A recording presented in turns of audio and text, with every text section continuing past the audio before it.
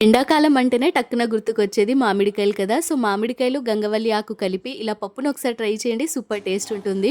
Pressure కుక్కర్‌లోకి 2 గ్లాసుల వరకు కందిపప్పు, కొంచెం నీళ్లను వేసి బాగా నీట్‌గా శుభ్రంగా వాష్ చేసుకొని 5-6 గ్లాసుల వరకు నీళ్లను వేసేసి కొంచెం నూనె కూడా వేసుకొని మూత పెట్టేసి మీడియం ఫ్లేమ్‌లో 2-3 విజిల్లు వచ్చేంత వరకు కుక్ చేసుకోవాలి. 3 విజిల్ల తర్వాత ప్రెషర్ అంతా కూడా పోయిన తర్వాత మూతను ఓపెన్ చేసుకొని గంగవల్లి ఆకుని వేసుకోవాలి. అలాగే కట్ చేసుకున్న మామిడికాయ ముక్కలు, ఉల్లిపాయలు, టమాటాలు, పసుపు, ఉప్పు, కారం, కొంచెం జీలకర్ర అలాగే ఇంకొంచెం నీళ్ళను కూడా వేసేసుకొని బాగా మిక్స్ చేసుకోవాలి. ఇందులోనే కొంచెం నూనె కూడా వేసేసుకొని మూత పెట్టేసి హై ఫ్లేమ్‌లో 2 విజిల్లు వచ్చేంత వరకు కుక్ చేసేసుకుంటే సరిపోతుందండి. ప్రెషర్ అంతా కూడా పోయిన తర్వాత మూతను ఓపెన్ చేసి పప్పు గుత్తితో లేదంటే స్మాషర్‌తో బాగా మెత్తగా స్మాష్ చేసుకోవచ్చు. పప్పుని మరి మెత్తగా స్మాష్ చేసుకోకుండా ఇలా ఉంటేనే సరిపోతుందండి. అండ్ పప్పు కన్సిస్టెన్సీ కూడా ఇలా ఉండాలి.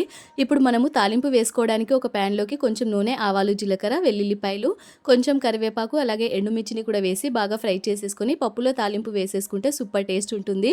ఒకసారి మీరు కూడా ట్రై చేయండి. ఖచ్చితంగా మీకు కూడా నచ్చుతుంది. And thanks for watching.